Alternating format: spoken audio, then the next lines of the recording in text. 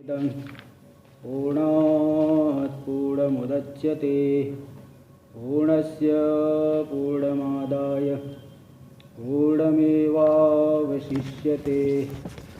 ॐ शान्ति शान्ति शान्तिः। शङ्करं शङ्कराचार्यं केशवं बादरायणं सूत्रभाष्यकृतौ वन्दे भगवन्तौ पुनः पुनः। ईश्वरो गुरुरात्मेति मूर्तिभेदविभागिने व्योमवद्व्याप्तदेहाय दक्षिणामूर्तये नमः। ॐ शान्ति शान्ति शान्तिः। वेदांत के प्रकरण ग्रंथ विवेक चूड़ामणि पर विचार हम लोग कर रहे हैं। इसका यहाँ अनात्मा अनात्म विवेक प्रकरण यहाँ चल रहा है। यहाँ 158 श्लोक तक बता दिए। पाणिपादादि मान देहो नात्मा, यह हाथ पैर वाला जो शरीर है यह आत्मा नहीं हो सकता। क्यों? व्यंगे भी जीवनात्, व्यंग यानी विकलांग होने पर भी, हाथ पैर आदि नष्ट होने पर भी लोग जीवित रहते हैं। इसलिए ऐसा नहीं कह सकते कि यह शरीर ही आत्मा है।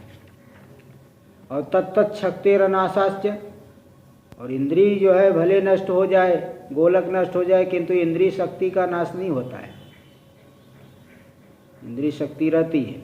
वह शक्ति जो है, उस शक्ति का जो आश्रय है, संपूर्ण शक्ति का आश्रय वही आत्मा है। इसमें कठोपनिषद वाक्य भी दिखा दिए, ना प्राणेन ना पानेन मर्त्यो जीवति कश्चन इतरेण तु जीवंती यस्मिन् नेतौ उपाश्रितौ। है ना? न तो प्राण के द्वारा जीवात्मा जीवित रहता है, नहीं अपान के द्वारा, बल्कि एक अन्य के द्वारा ही जीवित रहता है, जिसमें ये दोनों ही आश्रित है। तो संपूर्ण शक्तियों का वह आश्रय है। वास्तव में तो वह आश्रय नहीं है, लेकिन माया के द्वारा संपूर्ण शक्तियों का आश्रय भी है। तो ऐसी आत्मा शरीर आदि से भिन्न ही है। तो देखिए अब यहाँ पे अगला श्लोक देखिए। देहस्य आत्म भिन्नत्वम उपपाद्य, देह आत्मा से भिन्न है, इस बात का उपादन करके युक्तियों के द्वारा सिद्धि करके आत्मना तत्विलक्षणत्व विवेक दार्ढ्याय उपदिशति। अब आत्मा जो है उस शरीर आदि से भिन्न है, क्योंकि साक्षी है। साक्षी साक्ष्य से भिन्न होता है। समुद्र के किनारे बैठ जाओ, तो समुद्र के किनारे बैठ गए, बीच पे कोई बीच जो है किनारे पे कहीं बैठे, तो आपको समुद्र में नाना प्रकार की लहरें दिखाई पड़ेंगी, तरंग, बुदबुद, फेन। जल में जो है जल आपके पास आएगा, फिर चले जाएगा। वो जो धारा है जल की, वो अत्यंत चंचल है।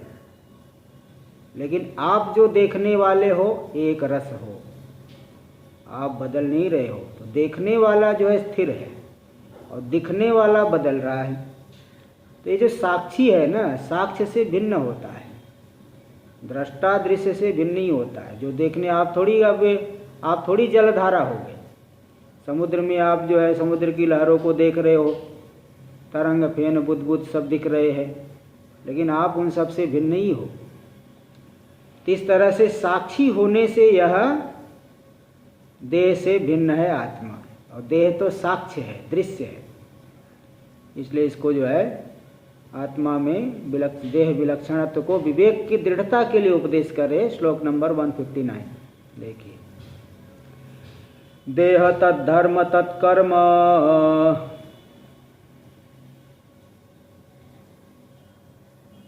तदवस्थादि साक्षिणः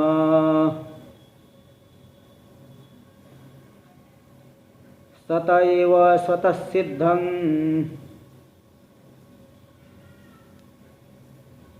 तद्वैलक्षण्यमात्मनः।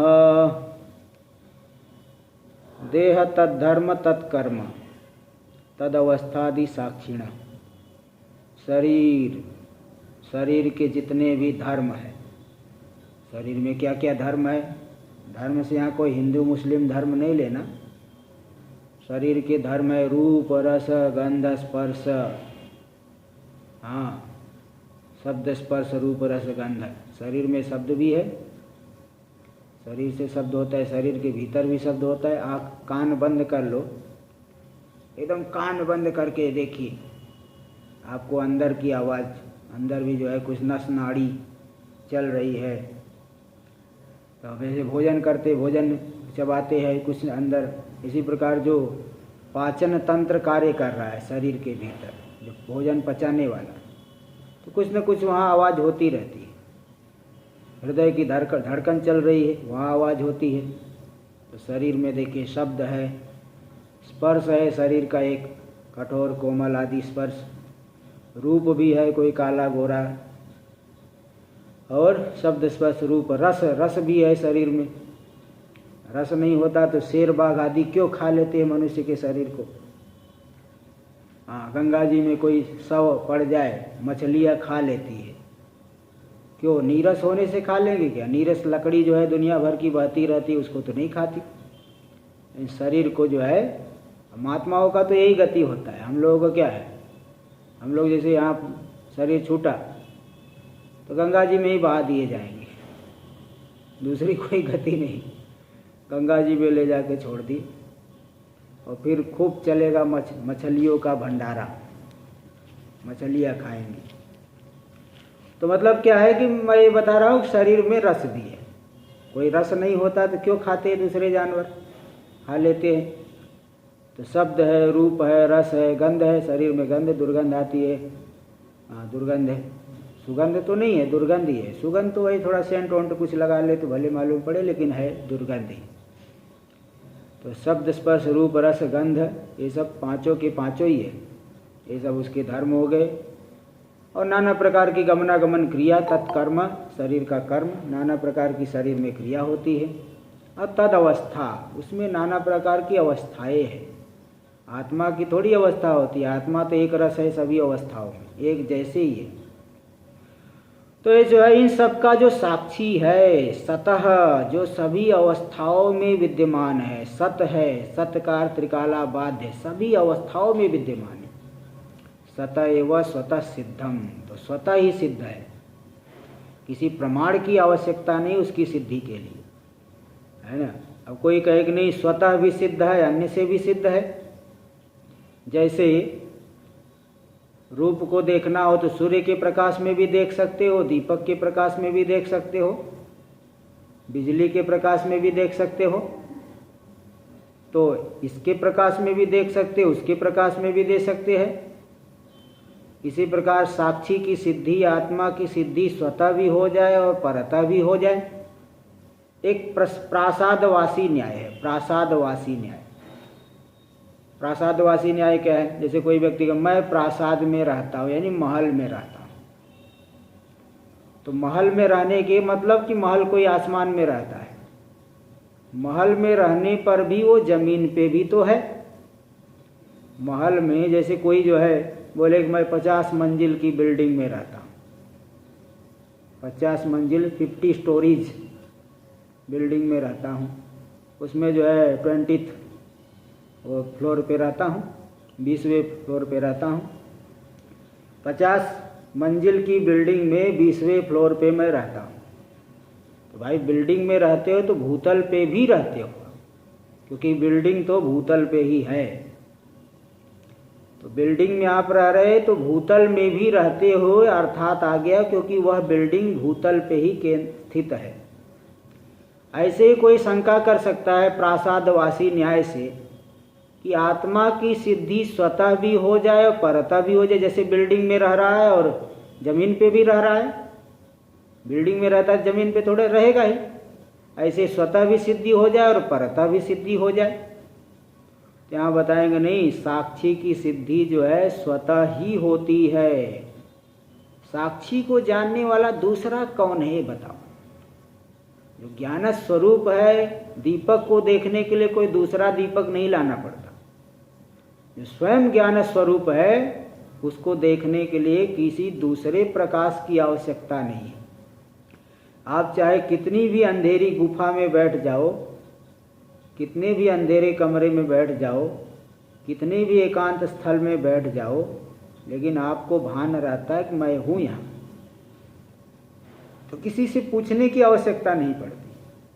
इसलिए साक्षी जो है वह स्वतः ही सिद्ध है। इसलिए स्वतः वह तद वैलक्षण्यम आत्मन। इसलिए देखो शरीर आदि से, शरीर आदि की देह, देह के धर्म, देह के कर्म, देह के अवस्था आदि का जो साक्षी आत्मा है वह इनसी विलक्षणता स्वतः सिद्ध है, स्वतः ही सिद्ध है, विलक्षण है, क्योंकि वो जो है ज्ञान स्वरूप है और ये तो इनके द्वारा प्रकाशित हो रहा है। इसलिए किसी प्रमाण की आवश्यकता नहीं है, स्वतः ही, क्योंकि स्वाभाविक रूप से ज्ञान स्वरूप है। ये जानने वाला है तो दृश्य से तो भिन्न ही है। टीका में देखिए दे रहे, तस्य देहस्य धर्मा रूप स्पर्श गंधादय। शरीर के धर्म क्या है? रूप रस शब्द स्पर्श रूप रस गंध आदि। और तत्कर्माणि, शरीर के कर्म क्या है? हिताहित प्राप्ति परिहारार्थ क्रिया। अब देख लीजिए, हित की प्राप्ति के लिए क्रिया। जैसे कोई माला पहनाने आएगा तो तुरंत जो है अपना गर्दन आगे ऐसे कर दोगे। कोई तिलक लगाने आया तो ऐसे करेगा तो आप अपना सिर जो है आगे बढ़ा दोगे। तो इसको कहते हैं हित की प्राप्ति के लिए किया क्रिया। हाँ, तो इसको चेष्टा इसीलिए कहा जाता है, चेष्टा। ये चेष्टा जो है जड़ में नहीं होती। खंभे को आप माला पहनाने जाओ तो खंभा जरा सा आपके समीप में नहीं आएगा, आपको वही जाना पड़ेगा। लेकिन किसी आदमी का सम्मान करते हुए, सम्मान करने के लिए माला लेके आगे बढ़ोगे तो आपकी तरफ वो आ जाएगा।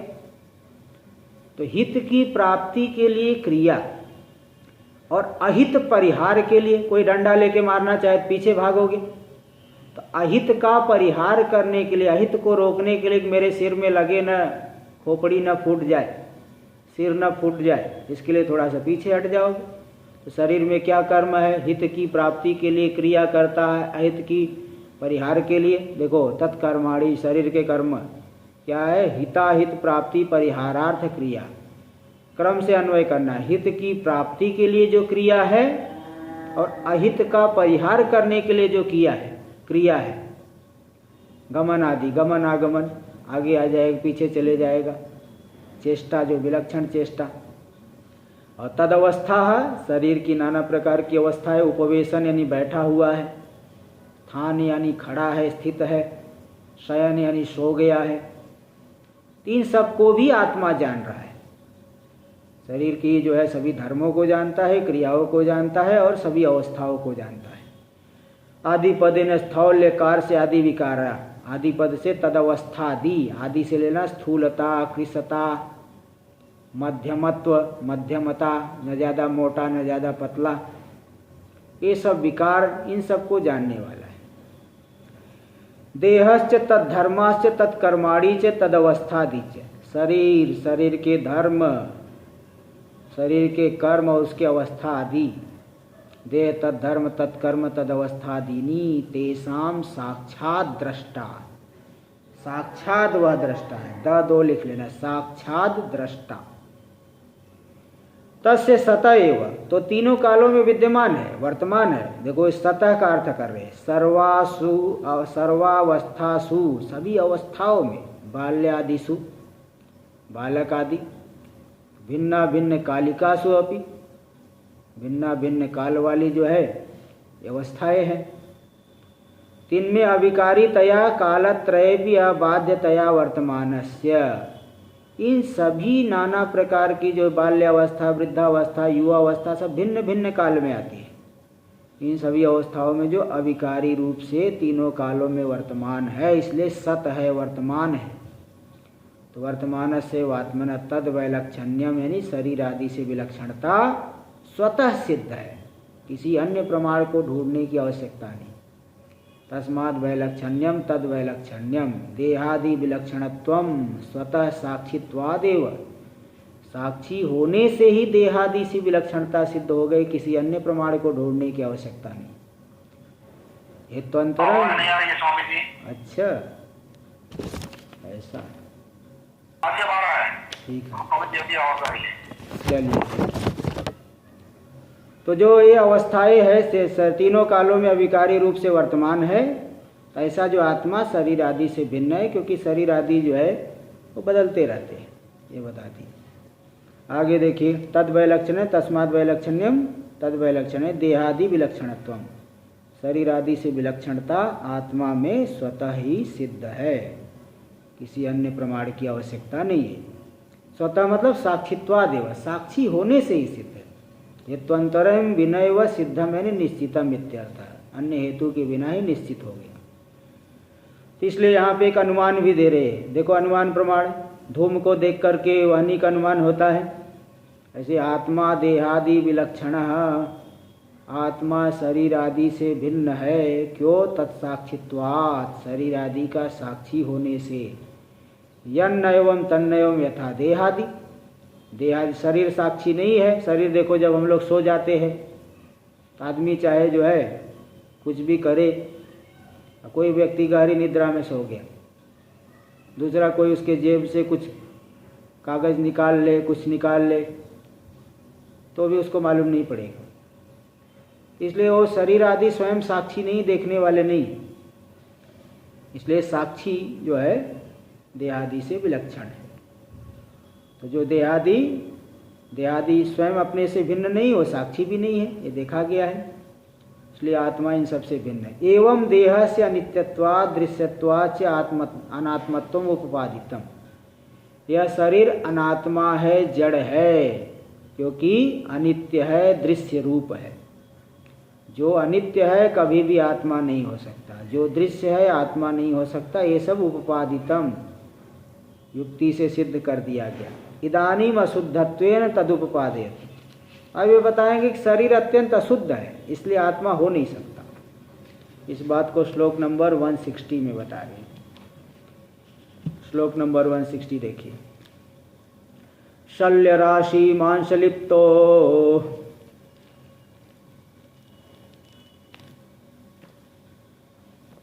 मलपूर्णोति कश्मलः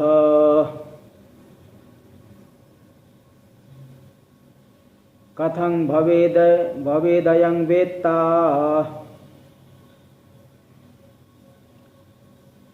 स्वयमेतद्विलक्षणः। शल्य राशि, शल्य यानी हड्डियों का समुदाय, यह हड्डियों का समुदाय रूप है। प्रसंगवश इस विषय में एक कथानक बताता हूँ। एक बार जो है एक आदमी, वो शरीर छूट गया, वृद्ध आदमी, मतलब शरीर छूटने से पहले अपने लड़के को उपदेश दिया। क्या उपदेश दिया? शरीर छूटने जा रहा है, अपने लड़के को उपदेश दिया। तो क्या उपदेश दिया कि बेटे तुम हड्डियों के बीच में रहना। पहला उपदेश ये दिया कि तुम हड्डियों के बीच में रहना। फिर दूसरा उपदेश दिया कि हमेशा कार्यालय, अपने ऑफिस जाना तो हमेशा छांव में जाना और छांव में आना। हाँ, दूसरा उपदेश दिया। और हमेशा बासी भोजन करना, ऐसा उपदेश जो है एक आदमी ने मरते समय अपने पुत्र को दिया। तो वो पुत्र जो है बड़ा श्रद्धालु था, और बड़ा ही श्रद्धालु।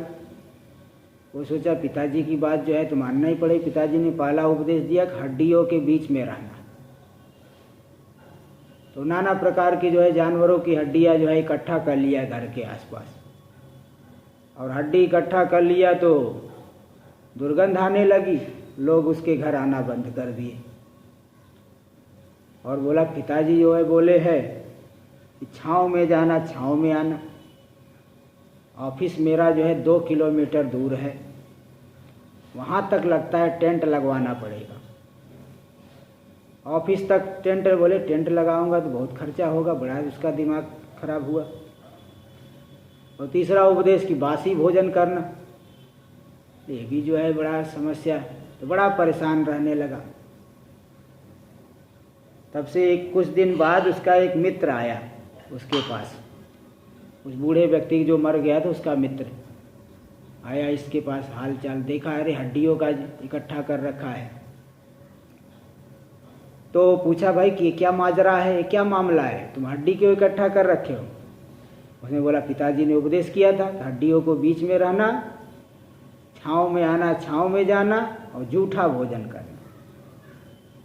अब वो बोला ऐसे, तो बूढ़े ने उसको डांटा। अरे बोले तुम उसका मतलब समझा करो भाई, उसका मतलब समझो ना, तुम्हारे पिताजी ने क्या कहा था। मतलब एक हड्डियों के बीच में रहना मतलब बूढ़े लोगों के बीच में रहना, अनुभवी लोगों के बीच में रहना। और शरीर में तो हड्डी हड्डी है, अब वृद्धावस्था में मांस आदि सब गल जाता है, थोड़ा पतला एकदम दिखता है, हड्डी हड्डी दिखती है। इसलिए बोला पहला उपदेश ये जो था हड्डियों के बीच में रहना, इसका मतलब बूढ़ों के बीच में रहना। और दूसरा उपदेश दिया था छाँव में आना, छाँव में जाना। इसका मतलब कि बहुत सुबह सुबह घर से निकल के ऑफिस चले जाना और देर तक काम करके आना, ये तात्पर्य है। ऐसा थोड़ी कि तुम दोपहर में जाओ उसके लिए टेंट लगा के जाओ। और तीसरा जूठा भोजन करना मतलब भगवान को भोग लगा करके भोजन करना। तो ये बात बस यही प्रसंगवश बता दिया। यहाँ शल्य राशि, शल्य मतलब हड्डियों की राशि है यह शरीर। और मांस लिप्त, मांस से लेपन किया गया, जैसे घर बनाने के बाद उसे प्लास्टर करते हैं, प्लास्टर से ऐसे लेपन कर दिए, ऐसे यह हड्डियों का केवल हड्डी हड्डी रहेंगी, कैसे व्यवहार होगा, इसलिए अच्छा नहीं दिखाई पड़ेगा। इसलिए थोड़ा मांस का लेपन कर दिया परमात्मा ने, जैसे गारा आदि सीमेंट गारा बालू लगा करके लेपन कर देते, ऐसे ही परमात्मा ने मांस का लेपन कर दिया। और इसके भीतर कौन सा मटेरियल भर दिया? मल कूड़ो, मल मूत्र से भर दिया शरीर को। अति कश्मलः, अत्यंत पाप का फल रूप है, इसलिए बहुत अशुद्धि वाला है, अत्यंत अशुद्ध है। कश्मल, अति कश्मल, अत्यंत अशुद्ध। कश्मल का अर्थ पाप भी होता है, यहाँ अशुद्ध अर्थ लेना। तो ऐसा जो शरीर है अशुद्ध है, यह शुद्ध अत्यंत विलक्षण शुद्ध आत्मा कैसे हो सकता है? कथं भवेदयं वेत्ता स्वयं एतद् विलक्षण। यह शरीर जो है जानने वाला आत्मा कैसे हो सकता है? इससे विलक्षण निर्मल आत्मा आत्मरूप कैसे हो सकता है? इसलिए यह निर्मल आत्मरूप नहीं हो सकता, यह शरीर आत्मा नहीं है। देखिए टीका में, शल्या नाम की कसा नाम राशि ही यत्र, हड्डियों का ढेर है जिसमें हड्डी हड्डी जुड़ी हुई है, यह हो गया शल्य राशि। और मांस लिप्त, मांसेन लिप्त उपदिग्ध, उपदिग्ध नहीं लेपन करके, जैसे जैसे प्लास्टर चढ़ाओ फिर पेंट कर दो, थोड़ा थोड़ा मोटा होता ही जाता है, ऐसे मांस से लिप्त कर दिए, थोड़ा मोटा हो गया, उपदिग्ध उपचित हो गया। और खाया पिया खूब और मोटा हो जाता है। मलपूर्ण यानी मलेन पुरुषेण पूर्ण, पुरुष यानी हाँ टट्टी पेशाब से भरा हुआ है। और भी देखिए यहाँ टीकाकार, दूषिका सिंहाड़ा पिंजूषादि भी सहित। दूषिका यानी आँख में जो आ जाता है ना सफ़ेद सफ़ेद गंदा, आँख में की एक कोने पे आ जाता है, इसको कहते हैं दूषिका। आँख के मल को कहते हैं दूषिका। सिंहाड़ यानी नाक में जो मल जम जाता है उसको कहते हैं सिंहाड़। और पिंजूस यानी कान में भी मैल जम जाता है ना, उसको कहते हैं पिंजूस संस्कृत भाषा में। तो देखो इन सब से भी भरा हुआ है, कान से निकालते इसीलिए कान में निकालते, दुनिया भर का वो मैल निकलती है। नाक से रोज़ साफ करते हैं। दूषिका जो है आँख में दिन भर में न जाने कितनी बार साफ करना पड़ता है।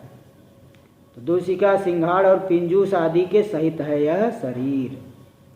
अतएव अति कश्मला, इसीलिए अत्यंतम कश्मला, बहुत अशुद्ध है। पाप फल मतलब पाप में कश्मल का अर्थ पाप होता है, लेकिन यहाँ अशुद्ध अर्थ लेना है, अत्यंत अशुद्ध है। स्वेद दुर्गंधादि भूयिष्ठतया बहु अशुद्ध।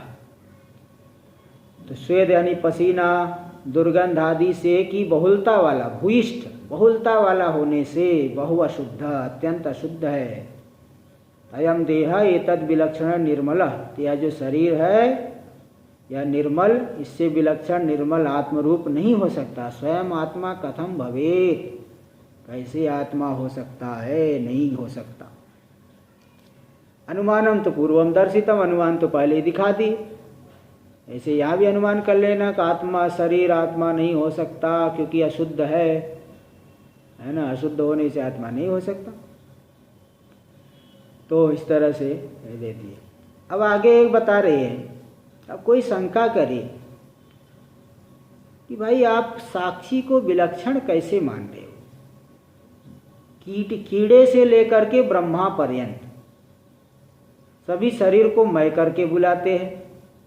मैं कहने से शरीर का ध्यान आ रहा है, तो मैं इस व्यवहार का विषय शरीर, यह तो सभी के अनुभव में आ रहा है। तो शरीर को साक्षी क्यों न माने, साक्षी को विलक्षण कैसे मानते हो? मनुष्य की बात, कीड़े की बात छोड़िए, मनुष्य, बड़े बड़े मनुष्यों में भी बड़े बड़े विद्वान लोग शरीर को ही मैं मानते हैं। मनुष्य से ऊपर देवता लोग, गंधर्व लोग, ब्रह्मलोक में रहने वाले जीव, ज्ञान होने के पहले तो सब शरीर को ही मैं करके व्यवहार करते हैं। तो जो है मनुष्य, कीट पतंग से लेकर के देवता आदि तक जब शरीर को ही मैं करके बोल रहे हैं, तो साक्षी विलक्षण होगा कैसे? साक्षी कैसे विलक्षण है भाई? तो इसलिए यहाँ पे अब इस बात को बताएंगे। एवं विवेकस्य फलम आह। तो बोले नहीं, ये जितने भी लोग, चाहे कितने भी लोग मिल करके बोले शरीर को आत्मा, लेकिन हो नहीं सकता, है ना। जैसे चाहे कितने भी उल्लू सभा करके डिसाइड कर दे, डिसीजन ले कि सूर्य जो है अंधकारमय है, उल्लुओं को सूर्य में प्रकाश नहीं दिखता है। उनको सूर्य, इसलिए उल्लू दिन में व्यवहार नहीं करते, रात में। तो चाहे करोड़ों की संख्या में उल्लू मिल करके सभा करके निर्णय कर ले कि सूर्य अंधकारमय है, तो भी सूर्य में अंधकार सिद्ध नहीं हो सकता। ऐसे ही कीट पतंग से लेकर के देवता आदि तक चाहे कितने भी लोग शरीर को आत्मा मान ले, तो भी आत्मा इन सबसे भिन्न ही है। इसलिए जितने लोग ऐसा शरीर को आत्मा मान के व्यवहार करें, सब मूढ़ है, मूढ़ बुद्धि वाले। इसलिए हम लोगों को जो है विचार करने वालों को तो अपने शरीर से भिन्न आत्मा में हम दृढ़ बुद्धि जो है करना चाहिए, विवेचन करके निश्चय कर लेना चाहिए, वह मैं शरीर से भिन्न ही हूँ। अब इस बात को देखिए, श्लोक नंबर 161। त्वं मांस मेदोस्थि पुरीशरासा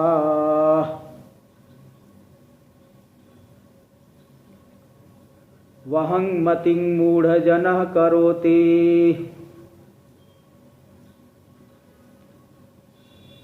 विलक्षणं वेत्ति विचारशीलो निजस्वरूपं परमार्थभूतम्।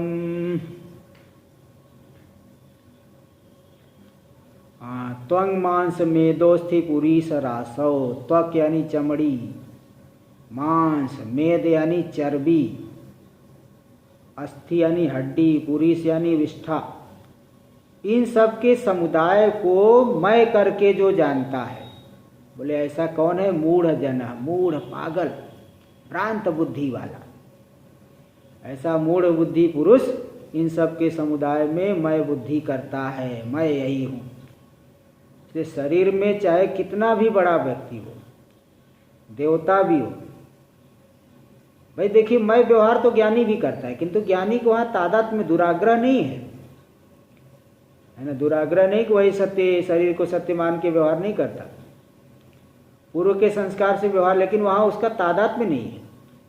लेकिन जो लोग तादात्म्य करके व्यवहार, यही मैं हूँ, यही मैं हूँ, इस तरह का दुराग्रह रह के व्यवहार कर रहे हैं, रख के व्यवहार कर रहे हैं, वो तो मूढ़ लोग हैं। तो मूढ़ लोग ही त्वंग मांस मेद अस्थि और पुरुष की राशि में हम बुद्धि करते हैं। लेकिन जो विचारशील है वह क्या जानता है? विचारशीलो, विचार स्वभाव वाला, विचार करना चाहिए हमेशा। मनुष्य में विचार की शक्ति है, तो जो विचार स्वभाव वाला विलक्षणं वेत्ति, शरीर से विलक्षण अपने स्वरूप का निश्चय कर लेता। निज स्वरूपम परमार्थ भूतम, जो हमारा निज अपना स्वरूप है जो कि पारमार्थिक है, विलक्षण है, तो विचारशील उस विलक्षण अपने स्वरूप को जान लेता है। और मूढ़ बुद्धि वाला चाहे पीठ से लेकर के देवता भी क्यों ना हो, और शरीर में ही आत्मबुद्धि करके संसरण की प्राप्ति करता है। देखिए मूढ़श्चासो जनश्च इति मूढ़ जन, च मूढ़ जन यानी विचारहीन, जो विचार से रहित है, भ्रांत बुद्धि है ना, तुरंत जो है विषय से भोग चाहेगा, विचार नहीं करेगा कि इससे क्या होगा। देखिए आप प्राणियों को देखेंगे, जैसे गाय के आगे घास आपने डाल दिया, गौ माता को घास खिलाओ तो तुरंत जो है घास ले जाओगे, पहले ही वो झपट पड़ेगी। कुत्ते को रोटी डालो कुछ, तुरंत आ जाएगा। चिड़िया कौवे को कुछ दाना डालो, तुरंत भाग के आएंगे। वो तुरंत खाते हैं, विचार नहीं करते। ये विचार नहीं करेंगे कि इससे हमारा मन शुद्ध होगा का सिद्ध होगा। 3 दिन की बासी रोटी है, कुत्ते को दे दो, खा लेगा। 4 दिन का कुछ सड़ा हुआ पदार्थ है, फेंक दो, बंदर खा लेता है। बंदर जो है, हम लोग जहाँ कचरा फेंकते हैं, अब कचरा फेंकने जाता हूँ तो आप बंदर बैठे रहते, ढूंढते रहते कुछ ना कुछ।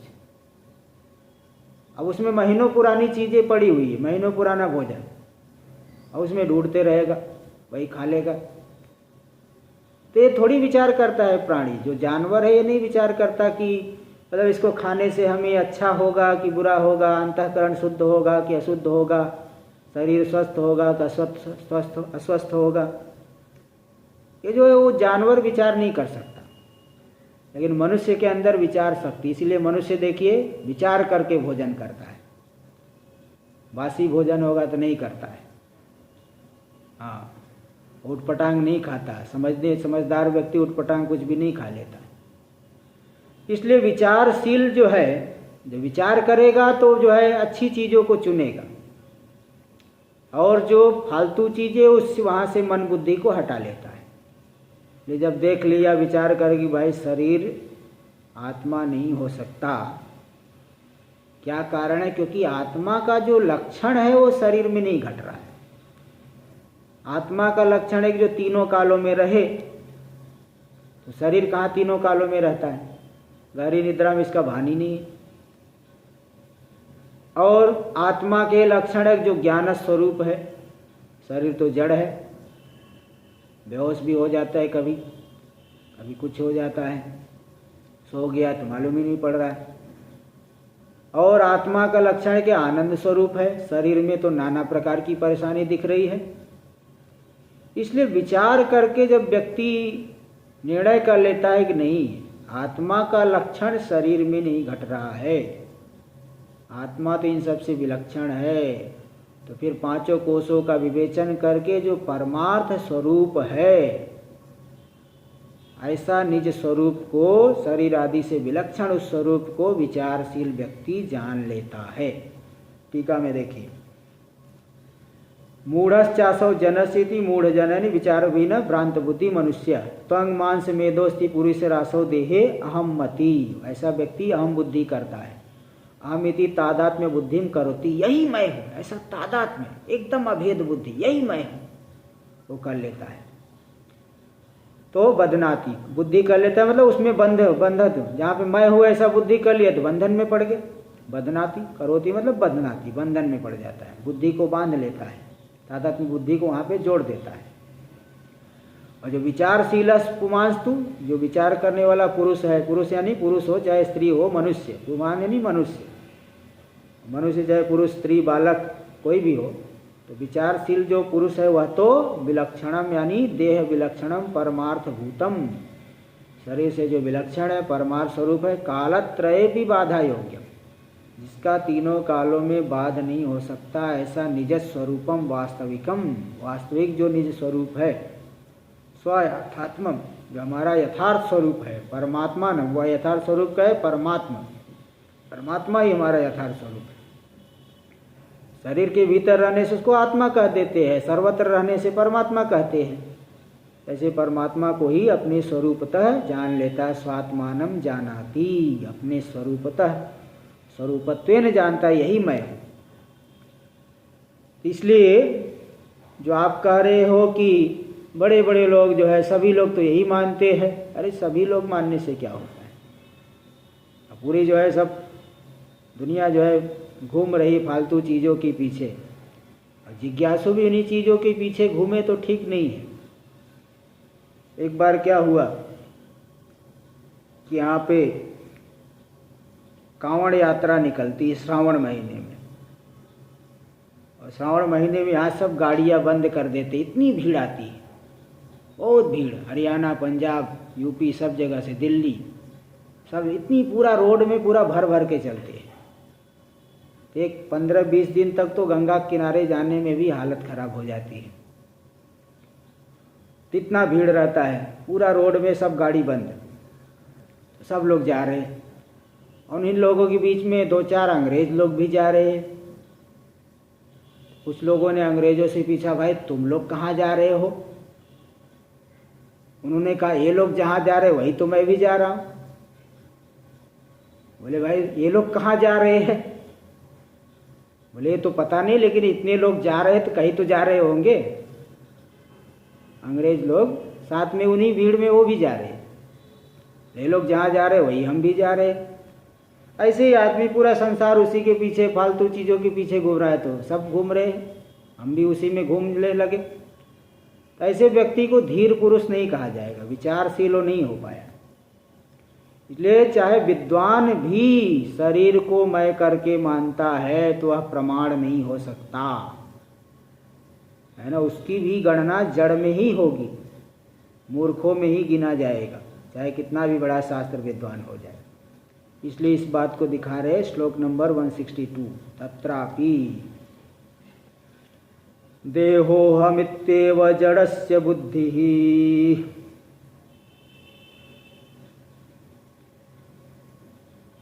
देहे च जीवे विदुषस्त्वहं धीः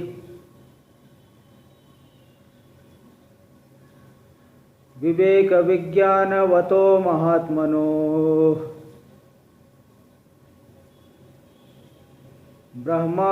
ब्रह्माहमित्येव मतिः सदात्मनः।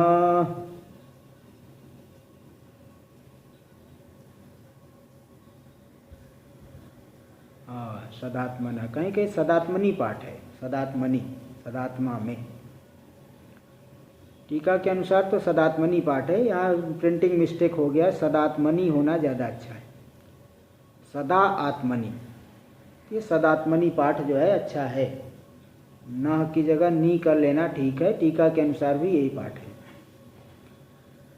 तो देहोहमित्येव जड़स्य बुद्धि, जो जड़ एकदम मूर्ख पुरुष है उसकी क्या बुद्धि होती? मैं शरीर हूँ, शरीर ही हूँ, शरीर को छोड़ करके दूसरा कुछ नहीं। तामसी ज्ञान, परिच्छिन्न में गीता में भी देखो, सात्विक ज्ञान, राजस ज्ञान, तामस ज्ञान, इसकी गणना तामस ज्ञान में होती है। मैं शरीर ही हूँ, परिच्छिन्न मान लिया, इतना ही हूँ, इतने काल तक जीवित रहूँगा, इसके पहले नहीं था। ये जो बुद्धि है ये जड़ की बुद्धि है, मूर्ख पुरुष की। और देहे च जीवे विदुषस्त्वहं धीः, और जो विद्वान है शरीर में भी बुद्धि करेगा और जीव में भी बुद्धि करेंगे, यानी परोक्ष ज्ञान वाले। यहाँ भी विद्वान से लेना परोक्ष ज्ञान वाले।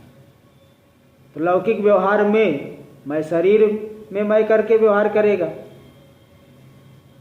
और जो है जब धर्म कर्म आदि करेंगे तो उनको मालूम है धर्म करके स्वर्ग जा करके भोग करूँगा, तो स्वर्ग शरीर तो जाएगा नहीं।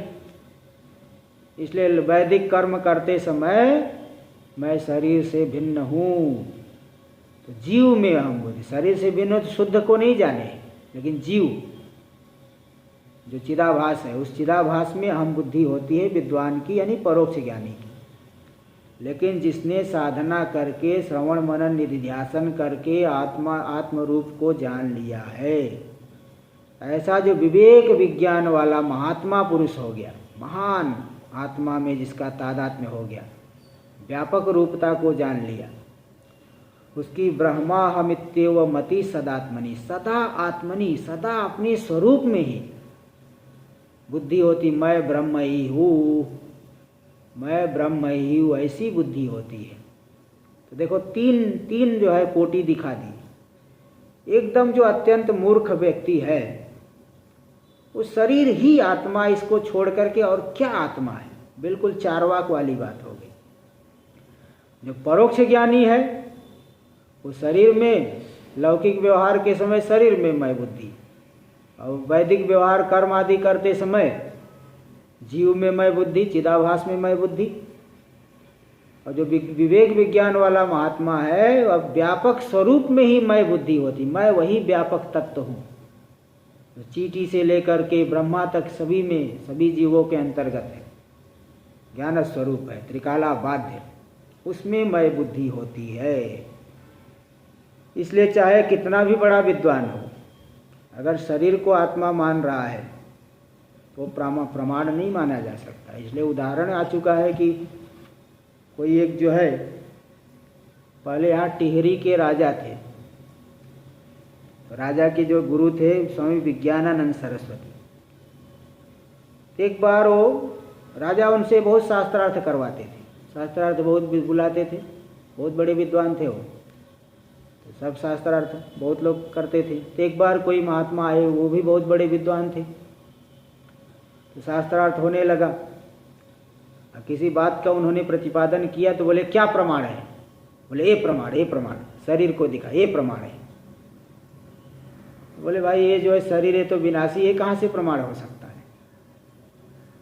सब जो निर्णायकों ने कह दिया नहीं, आप गलत है, आप शरीर की तरफ दिखा के बोल रहे ये प्रमाण है, शरीर कैसे प्रमाण होगा?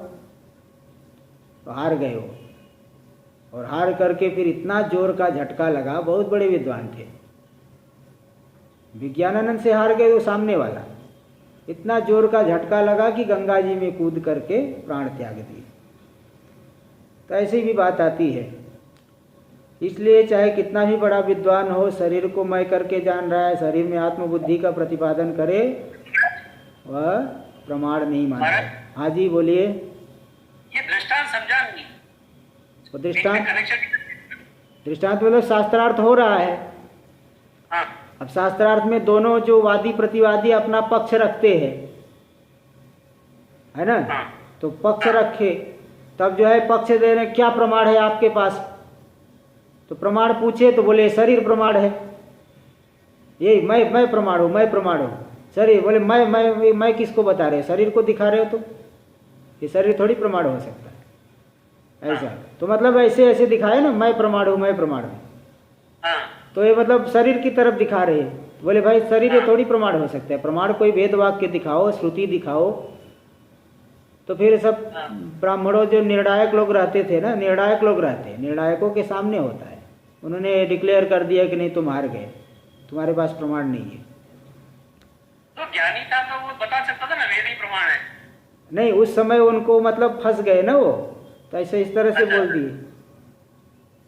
अब मतलब क्या है, आत्मज्ञानी तो नहीं हो सकते, क्योंकि फिर जो आत्महत्या कर लिए गंगा जी में कूद के, तो आत्मज्ञानी तो नहीं माना जा सकता। लेकिन यह एक शास्त्र ज्ञानी बहुत बड़े थे, परोक्ष ज्ञानी हुआ, और परोक्ष ज्ञानी है। हाँ, टीका में देखिए, जड़स्य मतलब पामरस्य, जो पामर पुरुष यानी विषयी पुरुष है, विषयी जो पुरुष है उसकी अयम देह एवं न तद व्यतिरिक्त कश्चिद इति बुद्धि है। बोले यह शरीर ही सब कुछ है, शरीर से व्यतिरिक्त कुछ नहीं है, ऐसी बुद्धि होती है।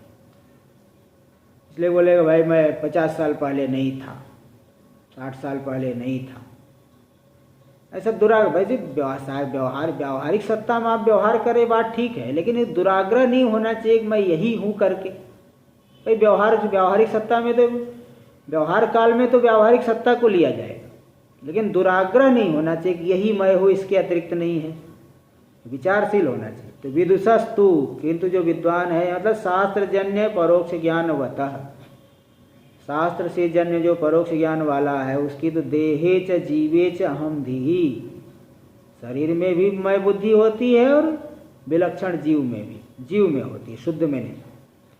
लौकिक व्यवहारेषु देहे, लौकिक व्यवहार करते समय मैं जाता हूँ, मैं खाता हूँ, मैं बैठा हूँ तो शरीर में मैं बुद्धि है। और वैदिक जो याग आदि कर्म करेगा, स्वर्गार्थ यागादि करणार्थम, याग आदि करने के लिए किसमें मैं बुद्धि होगी? शरीर से व्यतिरिक्त तो जो जीव है, चिदाभास है, क्योंकि शरीर तो यही रह जाएगा। स्वर्ग जो है शरीर को छोड़ के जाएगा, लेकिन वो भी शुद्ध नहीं है। तो देह व्यतिरिक्त जीवे अहंधि ही। लेकिन तीसरी कोटि है विवेक विज्ञानवतः, विवेकात् विज्ञानम विवेक विज्ञानम, यानी आत्मानात्म विवेचनात्, आत्मा और अनात्मा के विवेचन से आत्मनि अनात्म प्रतिविलापनेन जातम यद विज्ञान, आत्मा में अनात्मा का प्रतिविलापन यानी बाध करके जो उत्पन्न हुआ विज्ञान, साक्षात्कार, ऐसे विज्ञान वाला तदस्य अस्तिति तद्वान, विज्ञानवान महात्मा है। तस्य महान, महात्मा क्यों कहते हैं? महात्मा मतलब कोई कपड़ाधारी नहीं लेना, कोई गृहस्थ हो, कोई भी हो, आत्मा को जान लिया तो समझ लो महात्मा ही होगा, वास्तव में महात्मा हो गया। तो तस्य महान यानी परिच्छेद त्रय शून्य, आत्मा यस्य स महात्मा, व्यापक आत्मा, जान लिया व्यापक आत्मा। व्यापक सभी की है लेकिन जानते नहीं है सभी लोग। तो जिसने जान लिया वो वास्तव में महात्मा हो गया, वो चाहे किसी भी आश्रम में रहे। तो यानी पूर्वम परिच्छिन्नेषु अनात्मसु कोशेषु आत्मत्व धिया अल्प आसीत। देखो महात्मा कैसे हो गया, इसको बता रही। पहले जो 5 कोशों में जो कि परिच्छिन्न है, 5 कोशों में मैं बुद्धि होने से वह अल्प था, बहुत छोटा मानता था अपने आप को। इदानीं तो सम्यक ज्ञानवान, लेकिन वह सम्यक ज्ञान वाला हो गया अब। इसलिए स्वात्मानम त्रिविध परिच्छेद शून्यम मनुते, अपने आप को 3 प्रकार के परिच्छेद से, देशकृत, कालकृत और वस्तुकृत, मैं सभी जगह हूँ, सभी काल में हूँ और सर्वात्मक हूँ, ऐसा उसको निश्चय हो जाता है। और इसी बात को सनत कुमार जी ने नारद जी के माध्यम से उपदेश दिया है भूमा विद्या में, छांदोग्य का 7वां अध्याय। यत्र नान्यत पश्यति नान्यत शृणोति नान्यत विजानाति स भूमा। जिस विज्ञान दशा में अपने से भिन्न कुछ भी नहीं देखता, अपने से भिन्न कुछ भी नहीं सुनता, अपने से भिन्न कुछ भी नहीं जानता। अब किसी को शंका हो सकती है भाई अपने से भिन्न कुछ भी नहीं देखता मतलब अंधा तो नहीं है, अंधा नहीं समझ लेना। अपने से भिन्न कुछ भी नहीं दे मतलब दिखता तो है, लेकिन जानता है कि वास्तव में इसकी अपनी सत्ता नहीं है। जैसे जिसने रस्सी को देख लिया, अधिष्ठान का साक्षात्कार हो गया, सर्प जैसा दिखने पर भी उसको उसका यही निश्चय होगा कि रस्सी है। ऐसे ही ज्ञान दशा में संसार की प्रतीति होने पर भी वास्तव में संसार नहीं है, ये दिख रहा है बस। जैसे स्वप्न में भी बहुत कुछ दिखता है लेकिन होता नहीं है। तो जिस दशा में आत्मा से भिन्न कुछ भी नहीं देखता, कुछ नहीं देखता मतलब आत्मा से भिन्न, अन्यत न पश्यति, आत्मा से भिन्न करके नहीं जानता। दिख सब रहा है लेकिन सब आत्मा में कल्पित है। इसलिए कोई अंधा बहरा काना नहीं लेना यहाँ पे। तो जब जिस दशा में आत्मा से भिन्न कुछ भी नहीं देखता, आत्मा से भिन्न कुछ भी नहीं सुनता, आत्मा से भिन्न कुछ भी नहीं विजानाति निश्चय करता, स भूमा, वही भूमा तत्व है, वही भूमा दशा, व्यापक दशा, व्यापक में स्थिति हो गई।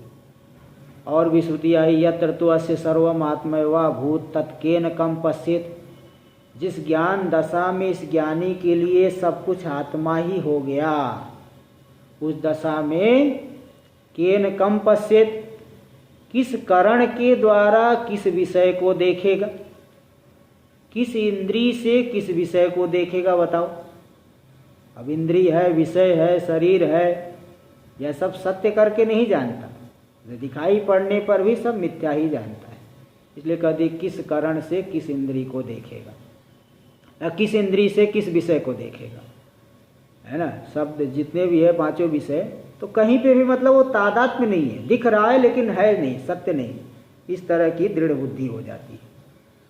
तो तादृशस्य सदात्मनि नहीं सदा सर्वदा आत्मनि, इसलिए श्लोक में सदात्मन की जगह सदात्मनि ऐसा पाठ देखिए यहाँ सदात्मनि। ऐसा जो महात्मा पुरुष है सदा आत्मनि, सदा यानी सर्वदा आत्मनि स्विषय, अपने स्वरूप में ही, स्विषय में स्वरूप में ही ब्रह्माहमित्यो मति अनुभव, मैं ब्रह्म ही हूँ, व्यापक हूँ, इस प्रकार से स्वरूप को ही हमेशा मैं करके जानता है।